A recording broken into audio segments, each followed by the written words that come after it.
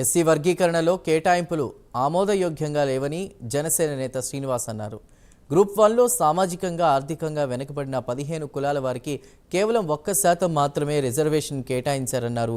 Group ఏలో ఉన్నటువంటి మాదిగలకు 9 నుంచి 11% రిజర్వేషన్ కల్పించాలని ఆయన డిమాండ్ చేశారు. నా పేరు శ్రీనివాస్ ఐదల. నేను జనసేన పార్టీ ఉమ్మడి ఆదిలాబాద్ జిల్లా ఇన్ఛార్జ్.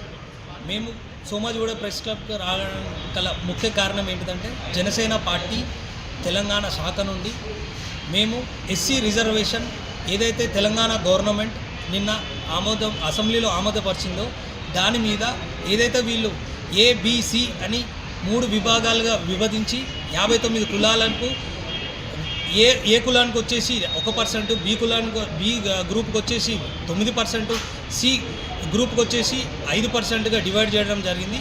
మా ముఖ్య ఉద్దేశం ఏంటంటే మా పార్టీ పరంగా మేము డిమాండ్ చేసేది ఏంటంటే ఒకటండి 59 కులాలల్లో ఎవరైతే ఎక్కువ డెవలప్ అయ్యారో వాళ్ళని తీసి డి సెక్షన్లో వేసి ఏబిసి డిగా విభజించి ఏదైతే మాదిగా ఉపకులాలకు ఉన్నదో వాళ్లకు 9 నుండి 11%గా ప్రభుత్వం పునరాలోచించి ఆ విధంగా చేయాలనేది మా ప్రధానమైన డిమాండ్ అండి.